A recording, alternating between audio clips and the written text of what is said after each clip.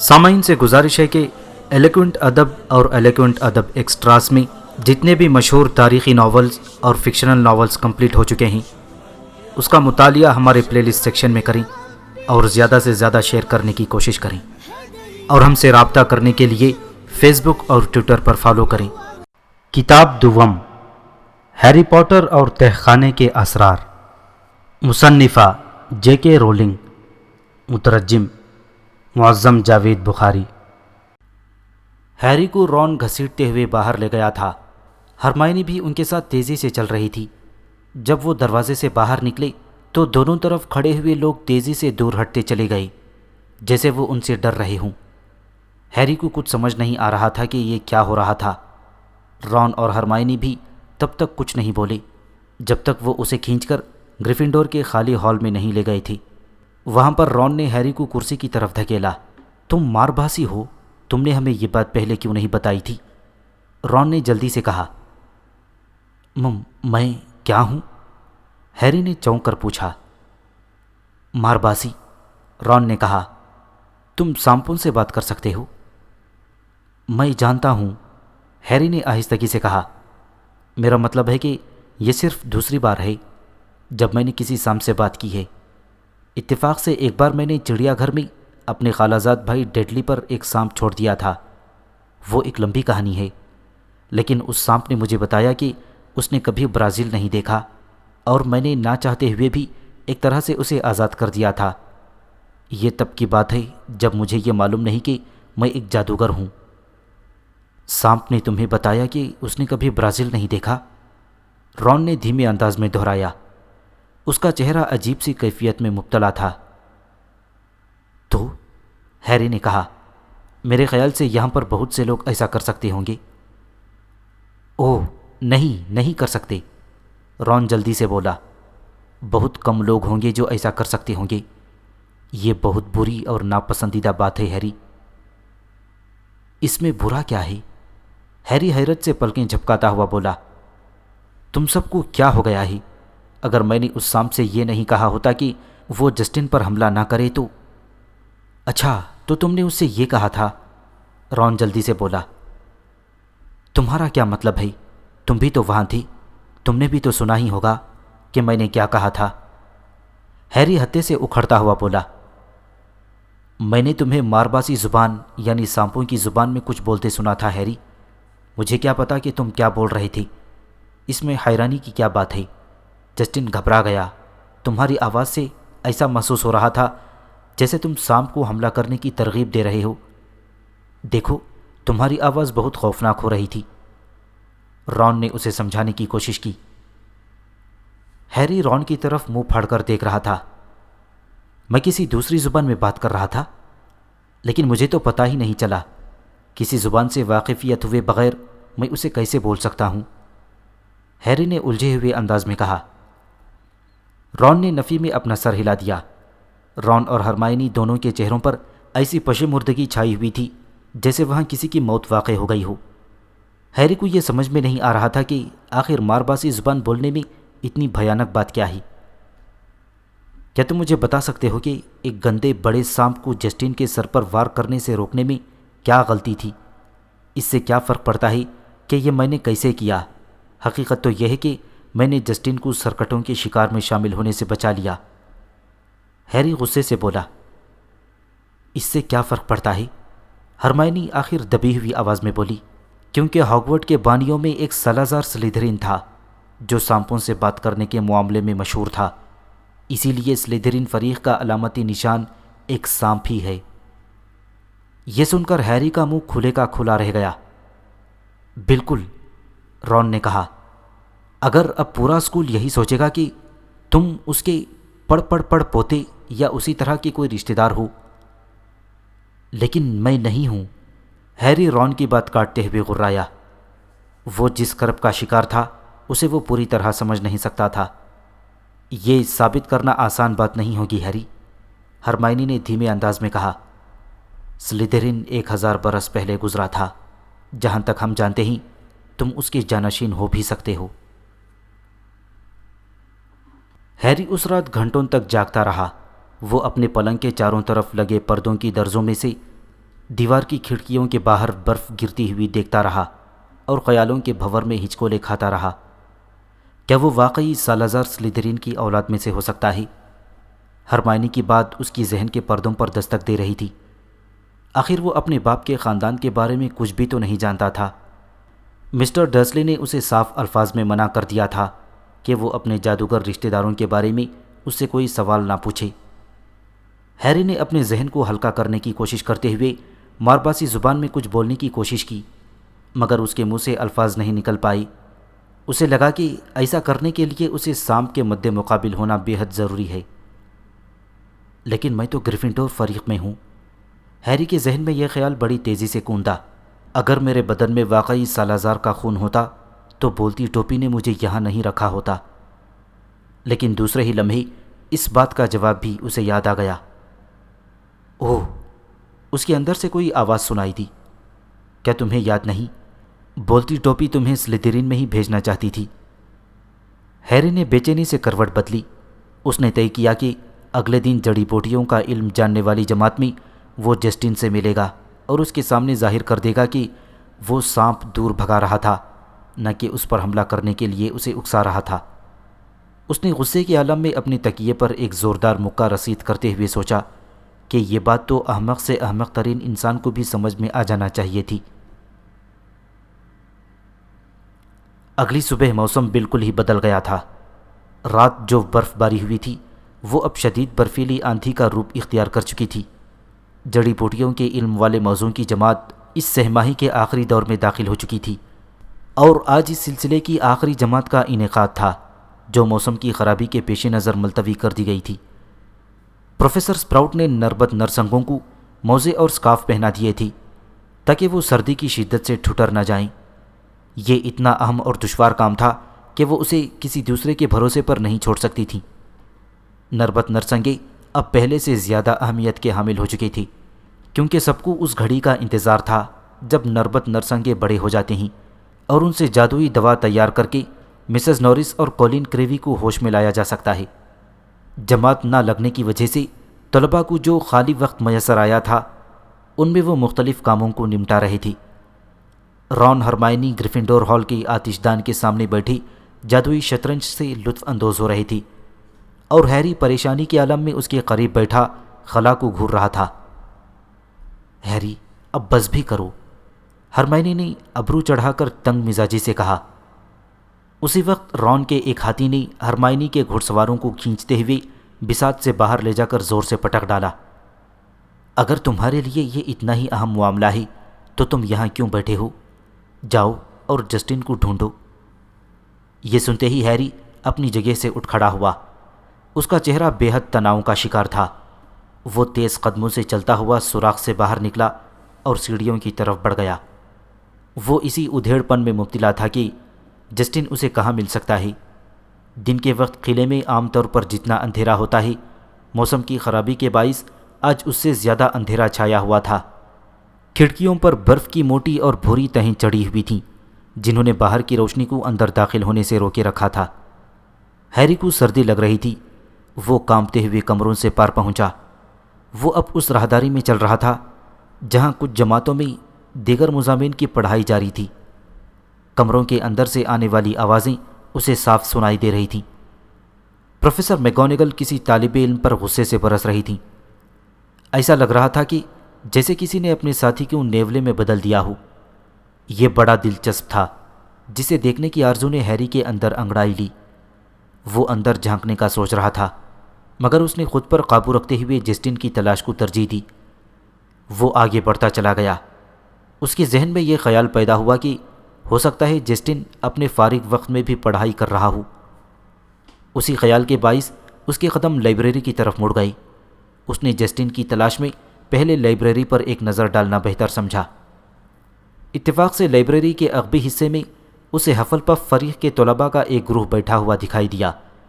ان طلباء کے چہرے ہیری کو جانے پہچانے لگے کیونکہ وہ انہیں کئی بار جڑی بوٹیوں والی جماعت میں دیکھ چکا تھا۔ وہ پڑھائی کے بجائے آپس میں گپ شپ لگا رہی تھی۔ کتابوں کی ایک اونچی الماری کے درمیان میں موجود خلا سے ہیری انہیں بخوبی دیکھ سکتا تھا۔ وہ سبھی آپس میں سر جوڑے سرگوشی نما آواز میں کسی پراسرار معاملے پر گفتگو کرنے میں اتنے مہو تھی کہ انہیں اپنے ارد گرد کا ذرا خیال بھی نہیں تھا۔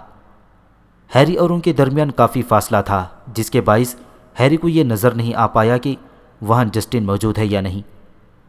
اس نے جسٹن کو دیکھنے کے لیے ان کی طرف قدم بڑھائی۔ وہ جو ہی ان کے قریب پہنچا تو ان لوگوں کی باتوں کی آواز ہیری کے کانوں میں پڑی۔ ہیری کے قدم زمین پر چپک کر رہ گئے۔ وہ ٹھٹک کر رک گیا تھا۔ ہیری ابھی ایسی اوٹ میں تھا جہاں سے وہ لوگ اسے دیکھ نہیں سکتے تھے، ویسے بھی وہ سب گھیرا سا بنا کر جھکے ہوئے تھے۔ جو بھی ہو، وہ ایک فربا جسم والا لڑکا تھا جو بول رہا تھا۔ میں نے تو جسٹن کو مشورہ دیا ہے کہ وہ ہمارے کمرے میں ہی چھپا رہے۔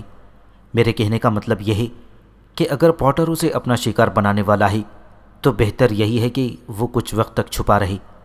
ظاہر ہے جسٹن کو ایسے ہی کسی حادثے کے رونما ہونے کا اس وقت سے اندیشہ تھا جب اس نے غلطی سے پوٹر کو یہ بتا دیا تھا کہ وہ ماگلو گھرانے میں پیدا ہوا ہے۔ جسٹن نے تو اسے یہ تک بتا ڈالا تھا کہ اسے ایٹن میں داخلہ مل رہا تھا۔ یہ کوئی ایسی بات نہیں ہے جو سلیدرین کے جانشین کو بتائی جائے جبکہ وہ کھلے عام گھوم پھر رہا ہے۔ کیا تمہیں پورا یقین ہے کہ سالازار سلیدرین کا جانشین پوٹر ہی ہے؟ کیوں ایرنی؟ قریب بیٹھی ہوئی ایک سنہری چوٹی والی لڑکی نے متفکر انداز میں اس فربا لڑکے سے پوچھا۔ ایک لمحے کے لیے فربا لڑکا گھبرا سا گیا۔ دیکھو ہائنا، وہ ایک مارباسی ہے۔ سب جانتے ہیں کہ یہ تاریک طاقتور والے جادوگر کی علامت ہے۔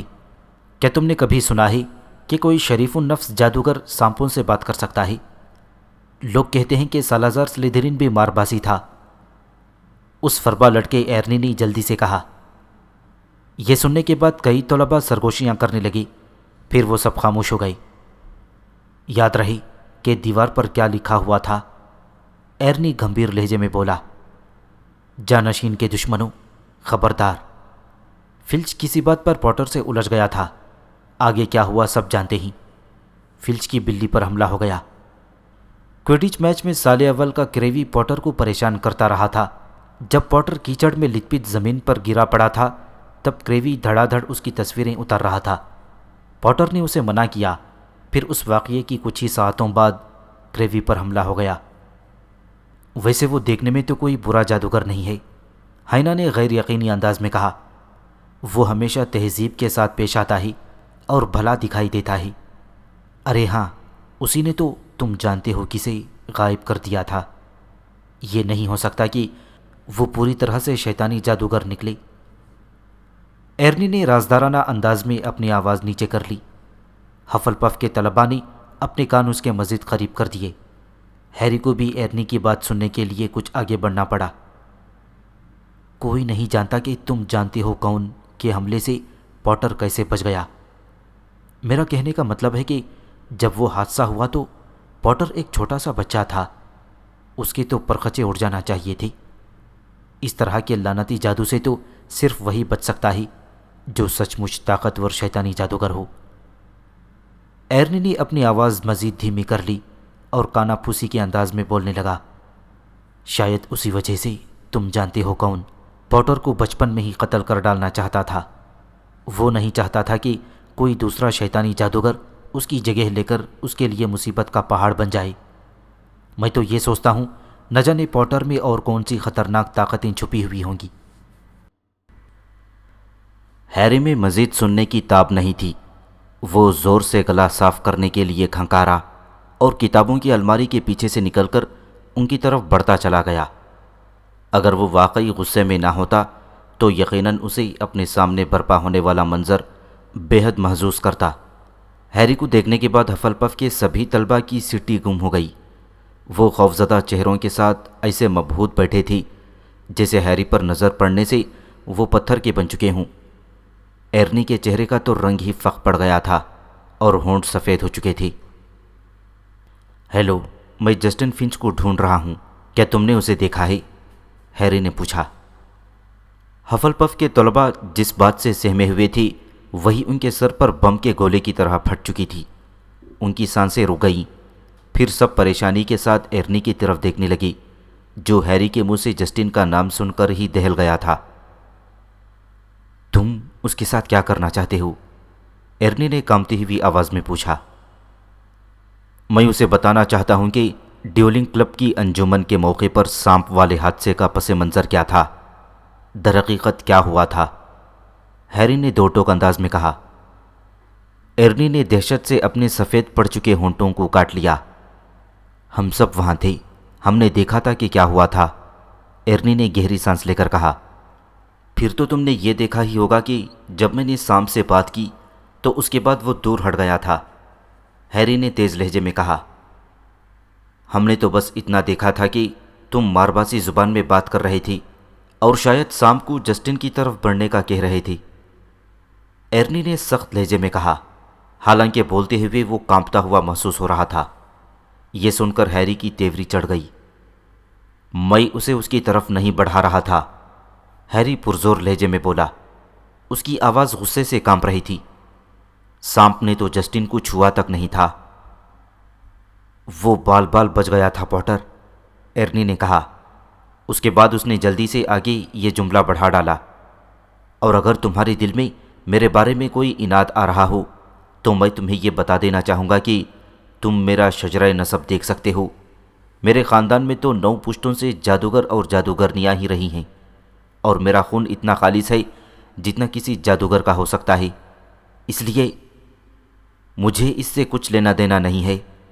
ہیری اس کی بات کاٹتے ہوئے بولا کہ تمہارا خون کس طرح کا ہے، میں مغلو خاندانوں میں پیدا ہونے والے لوگوں پر حملہ کیوں کرنا چاہوں گا؟ میں نے سنا ہے کہ تم ان مغلوؤں سے نفرت کرتے ہو جن کے ساتھ تم رہتے ہو، ایرنی فوراً تیکھے انداز میں بولا۔ یہ جھٹلایا نہیں جا سکتا، کوئی ڈرسلی گھرانے کے ساتھ رہے اور ان سے نفرت نہ کرے؟ میں چاہوں گا کہ تم بھی ایک بار یہ کوشش کر کے دیکھ لو۔ ہیری سچائی سے منہ نہ موڑ پایا تھا۔ ہیری کو وہاں مزید ٹہرنا بے معنی لگا تھا، اسی لیے وہ مڑا اور پاؤں پٹکتے ہوئے ان سے دور چلا گیا۔ وہ غصے سے کھولتا ہوا لائبریری سے باہر نکلا تھا۔ ہیری کو معلوم نہیں ہو پایا کہ جادوئی کلمات کی ایک بڑی سی کتاب کے سنہرے جلد کو چمکاتے ہوئے میڈم پنس نے اسے قہرآلود نظروں سے گھورا تھا جب وہ ایرنی پر برس رہا تھا۔ ہیری لائبریری سے نکل کر راہداری میں داخل ہو چکا تھا۔ اس کا بدن غصے کی آگ میں جھلس رہا تھا اور ذہن میں ایرنی کی گھٹیا باتیں گونج رہی تھیں۔ وہ اس قدر کھویا ہوا تھا کہ اسے یہ بھی پتہ نہیں تھا کہ وہ کس سمت میں بڑھتا چلا جا رہا ہے۔ اچانک وہ لڑکھڑا کر گر پڑا۔ وہ کسی دیو ہیکل اور ٹھوس چیز سے ٹکرا گیا تھا۔ پھر اس نے چونکتے ہوئے فرش پر گرے گرے سر اٹھا کر اوپر دیکھا تو اس کی آنکھیں پھٹی کی پھٹی رہ گئیں۔ اوہ، ہیلو ہیگرڈ، ہیری نے اٹھنے کی کوشش کی۔ ہیگرڈ کا چہرہ مخملی برف سے ڈھکی ہوئی ریشوں والی ٹوپی میں پوری طرح چھپا ہوا تھا، لیکن اسے پہچاننے میں کسی بھی طرح کی کوئی غلطی نہیں ہو سکتی تھی، کیونکہ اس کے چچندر کے کھال والے بڑے کوٹ نے ساری راہداری کو گھیر رکھا تھا، جس میں بڑی تعداد میں گلہریاں بھری ہوئی تھیں۔ ہاتھوں میں موٹے دستانے پہنے ہوئے دکھائی دے رہے تھے۔ اس کے ایک ہاتھ میں ایک مردہ مرغ لٹک رہا تھا۔ ہیگرڈ نے اپنی ٹوپی کو چہرے سے پیچھے سرکایا۔ ٹھیک تو ہو ہیری، آج تم جماعت میں پڑھنے کے لیے نہیں گئے کیا؟ ہیگرڈ نے پوچھا۔ آج جماعت ملتوی کر دی گئی ہے، مگر تم یہاں کیا کر رہے ہو؟ ہیری نے پوچھا۔ ہیگرڈ نے مردہ مرغ کو ہیری کے سامنے اونچا کر دیا۔ اس سال یہ دوسرا مرغ ہلاک ہوا ہے، یا تو اسے کسی لومڑی نے مارا ہے یا پھر خون آشام بھالو بھوت نے۔ مرغوں کے چاروں طرف جادوئی حصار باندھنے کے لیے مجھے ڈمبلڈور سے خصوصی اجازت لینا ہوگی، ہیگرڈ نے کہا۔ اس نے اپنی برف آلود موٹی بھووں کے نیچے سے ہیری پر نگاہ ڈالی۔ خیریت تو ہے ہیری؟ مجھے ایسے لگ رہا ہے کہ تم کسی گہری پریشانی میں تاؤ کھائے ہوئے ہو۔ ہیگرڈ سوالیہ انداز میں ہیری کو دیکھنے لگا۔ ہیری ان سب باتوں کو دہرانا نہیں چاہتا تھا جو ایرنی اور اس کے ساتھی ہیری کے بارے میں کہہ رہے تھے، اس لیے وہ اصلی بات گول کر گیا۔ ایسی کوئی بات نہیں ہے، بہتر ہوگا کہ مجھے اب لوٹ جانا چاہیے، کیونکہ تبدیلی ہیئت کی جماعت کچھ ہی دیر میں شروع ہونے والی ہے اور مجھے اپنی کتابیں بھی اٹھانا ہیں ہیگرڈ۔ ہیگرڈ نے پہلو میں سر ہلایا اور ہیری وہاں سے آگے بڑھ گیا۔ اس کے ذہن میں ایک بار پھر ایرنی کی چپتی باتیں گھومنے لگی تھیں۔ لوگ اس کے بارے میں کیسے کیسے خیالات رکھتے ہیں، اس نے اذیت سے سوچا۔ جسٹن کو ایسے ہی کسی حادثے کے رونما ہونے کا اس وقت سے اندیشہ تھا جب سے اس نے غلطی سے پوٹر کو یہ بتا دیا تھا کہ وہ مغلو خاندان میں پیدا ہوا ہے۔ ایرنی کا یہ جملہ خنجر کی طرح گھاؤ لگا رہا تھا۔ ہیری پیر پٹکتے ہوئے سیڑھیاں چڑھنے لگا اور ایک ایسی راہداری میں آن پہنچا جہاں کچھ زیادہ ہی اندھیرا تھا۔ یہاں کی مشلیں تیز برفیلی سرد ہواؤں کے جھونکوں کی وجہ سے بجھ چکی تھیں۔ ہیری کو ایک طرف کی کھڑکی کھلی ہوئی دکھائی دی جہاں سے ابھی سرد ہوا کے جھونکے اندر آ رہے تھے۔ اس نے جلدی جلدی پلکیں جھپکائیں اور اندھیرے میں آنکھیں پھاڑ کر دیکھنے لگا۔ کسی قدر راہداری دکھائی دے رہی تھی۔ وہ چلتا ہوا نصف راہداری عبور کر گیا اور پھر اچانک کسی چیز سے ٹھوکر کھا کر منہ کے بل الٹ کر گر گیا۔ اس نے اندھیرے میں آنکھیں گاڑتے ہوئے دیکھا کہ وہ کس چیز سے ٹکرا کر گر گیا تھا۔ جو ہی اس چیز کے خد و خال واضح ہوئے تو ہیری کے ہوش اڑتے چلے گئے۔ اس کا چہرہ دہشت سے پھیکا پڑ گیا۔ فرش پر جسٹن فنچ گرا پڑا تھا اور اسی کے بے جان بدن سے ٹکرا کر ہیری منہ کے بل گرا تھا۔ ہیری نے اسے چھو کر دیکھا۔ وہ سخت اکڑا ہوا اور ٹھنڈا تھا۔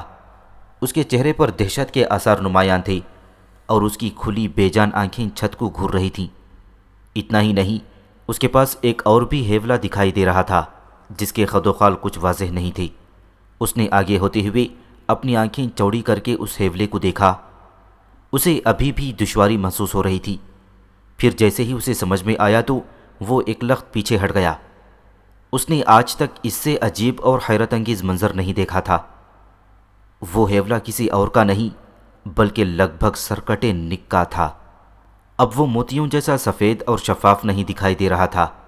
اس کا بدن دھواں دھار سیاہ پڑ چکا تھا۔ نک بھی فرش سے چند انچ اوپر ہوا میں بے جان گرا پڑا تھا۔ اس کا سر آدھا لٹکا ہوا تھا اور اس کے چہرے پر بھی ویسی ہی دہشت چھائی ہوئی تھی جیسی جسٹن کے چہرے پر عیان تھی۔ ہیری سنبھلتے ہوئے اٹھ کھڑا ہوا۔ اس کی آنکھیں بے ترتیبی سے تیز تیز چل رہی تھیں۔ اس کا دل اتنی تیزی سے دھڑک رہا تھا جیسے اس کی پسلیوں سے ٹکرا کر نقارہ بجا رہا ہو۔ ہیری وہاں سے ہٹ کر تیزی سے اندھیری راہداری کا جائزہ لینے لگا۔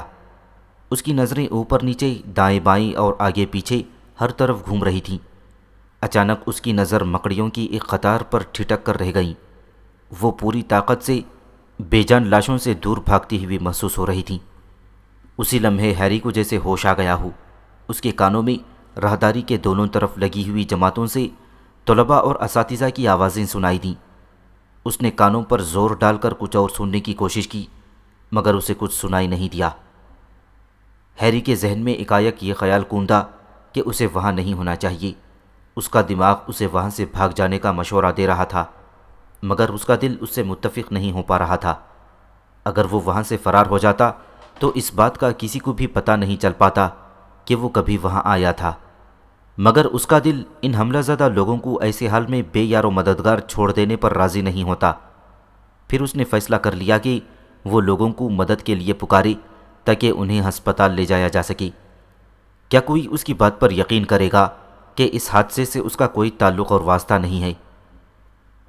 جب وہ گو مگوئی کے عالم میں ہراساں کھڑا دل و دماغ کی کشمکش میں مبتلا تھا تو اس کے ٹھیک پاس والا دروازہ زوردار آواز سے کھلا تو ہیری اپنی جگہ سے اچھل پڑا۔ وہ شریر بھوت پیوس تھا۔ وہ ہوا میں تیرتا ہوا دروازے سے باہر نکلا۔ اوہو، یہ تو پوٹی یعنی پوٹر ہے۔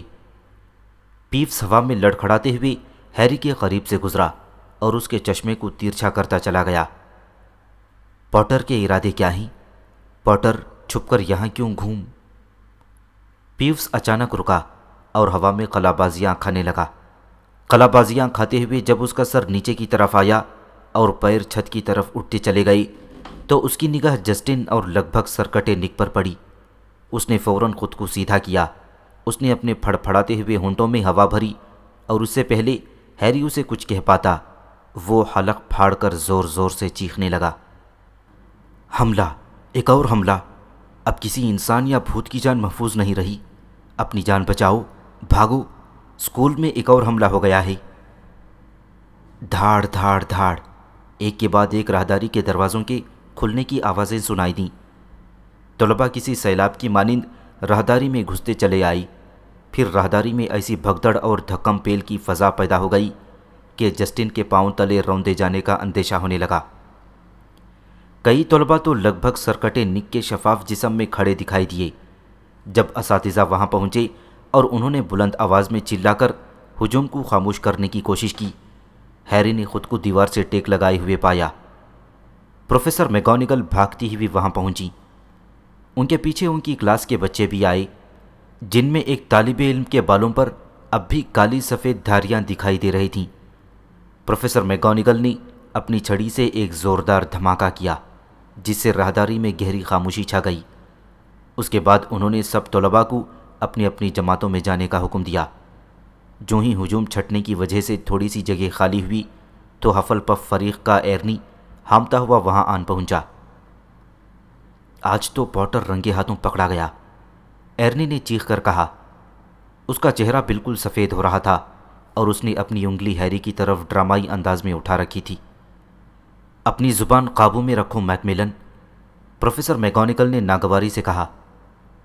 پیوس اوپر جھولتے ہوئے بری طرح دانت کھا رہا تھا اور مزے لیتے ہوئے پورے دہشت زدہ ماحول کو دیکھ رہا تھا۔ پیوس کو گڑبڑ یا کھلبلی والا ماحول ہمیشہ سے اچھا لگتا تھا، کیونکہ وہ ایک شریر بھوت تھا۔ اودھم مستی اور دوسروں کو تنگ کرنا اس کا مشغلہ تھا۔ اساتذہ جسٹن اور لگ بھگ سرکٹے نک کے اوپر جھکے ہوئے ان کا معائنہ کرنے میں مصروف تھے۔ پیوس نے گنگنانا شروع کر دیا۔ اوہ پوٹر، تم خود تو نرے نکمے ہو، تم نے یہ کیا کھیل شروع کر دیا؟ تم اسکول کے بچوں کو ایسے ہلا کر رہے ہو جیسے یہ کوئی پرلطف کوڈیچ کا میچ ہو۔ بہت ہو چکا پیوس، پروفیسر میگونگل نے ڈانٹتے ہوئے کہا۔ پیوس ایک دم خاموش ہو گیا اور ہوا میں لہراتے ہوئے ہیری کو اپنی زبان دکھا کر وہاں سے پیچھے ہٹ گیا۔ پروفیسر فلٹوک اور شعبہ فلکیات کے پروفیسر سن یسٹرا نے آگے بڑھ کر جسٹن کا بے جان بدن اٹھایا اور ہسپتال کی طرف لے گئے، لیکن کسی کو یہ سمجھ میں نہیں آ رہا تھا کہ لگ بھگ سرکٹے نک کا کیا کیا جائے۔ آخر پروفیسر میگونگل نے چھڑی گھما کر ہوا سے ایک بڑا پنکھ نکال کر ایرنی کے حوالے کر دیا۔ انہوں نے ایرنی کو یہ بھی سمجھایا کہ وہ اس پنکھ سے ہوا کر کے لگ بھگ سرکٹے نک کو سیڑھیوں کے اوپر کیسے لے جائے۔ نک کو پنکھ جھلتے ہوئے ایک خاموش اور معلق سیاہ بادل کی طرح دھکیلتا ہوا لے گیا۔ اس کے بعد وہاں صرف ہیری اور پروفیسر میگونگل باقی رہ گئے تھے۔ میرے پیچھے آؤ پوٹر، میگونگل نے تیکھے انداز میں کہا۔ پروفیسر، میں قسم کھا کر کہتا ہوں میں نے کچھ نہیں کیا، ہیری تڑپ کر بولا۔ یہ بات میرے بس سے باہر ہے پوٹر، پروفیسر میگونگل سخت لہجے میں بولی۔ وہ دونوں خاموشی سے ایک موڑ پر مڑے۔ پروفیسر میگونگل اچانک ایک بہت بڑے اور نہایت بدصورت جادوگر کے بت کے سامنے جا کر رک گئے۔ لیموں کا قطرہ، ان کی آواز گونجی۔ ہیری سمجھ گیا کہ یہ خفیہ پہچان تھی۔ بدصورت جادوگر کا بت متحرک ہو گیا اور ایک طرف سرک گیا۔ اس کے بعد اس کی عقبی دیوار چیرتی ہوئی کھل گئی اور پہلوؤں میں پیچھے ہٹتی چلی گئی۔ خوف و پریشانی میں مبتلا ہونے کے باوجود ہیری متحیر ہوئے بغیر نہ رہ سکا۔ وہ سوچنے لگا کہ آگے کیا ہونے والا ہے۔ دیوار کے پھٹتے ہی اس کے پیچھے چکردار سیڑھیاں دکھائی دیں جو کسی ایسکیلیٹر کی طرح گھومتی ہوئی اوپر اٹھ رہی تھیں۔ پروفیسر میگونگل نے آگے بڑھ کر سیڑھی پر قدم رکھا تو ہیری نے بھی ویسا ہی کیا۔ جو ہی وہ دونوں ایک قدم اوپر اٹھے تو ان کے عقب میں ایک دھماکے دار آواز کے ساتھ دیوار بند ہو گئی۔ وہ گولائی میں گھومتے ہوئے اوپر کی طرف اٹھتے چلے جا رہے تھے۔ وہ کس قدر اوپر اٹھتے تھے اس کا اندازہ ہیری کو بالکل نہیں ہو پایا، کیونکہ اسے چکر آنا شروع ہو گئے تھے۔ آخرکار یہ سفر ختم ہوا اور سیڑھیاں ایک چھوٹی سی راہداری کے ساتھ ٹک گئیں۔ ہیری نے اپنے سر کو جھٹکا اور سامنے نگاہ ڈالی۔ ان کے سامنے ایک اونچا بلوط کی لکڑی کا چمکتا ہوا دروازہ موجود تھا، جس پر عنقا کا مجسمہ، جو کہ ایک جانور ہے جس کا سر اور بازو عقاب جیسے ہوتے ہیں اور باقی دھڑ شیر کا ہوتا ہے، اس کے مجسمے والا پیتل کا کنڈا لٹک رہا تھا۔ وہ سمجھ گیا تھا کہ اسے کہاں لایا گیا ہے۔ یہ یقیناً وہی جگہ ہونا چاہیے تھی جہاں ہیڈ ماسٹر رہتے ہوں گے۔ ہیری یہ سوچ کر کانپ گیا تھا۔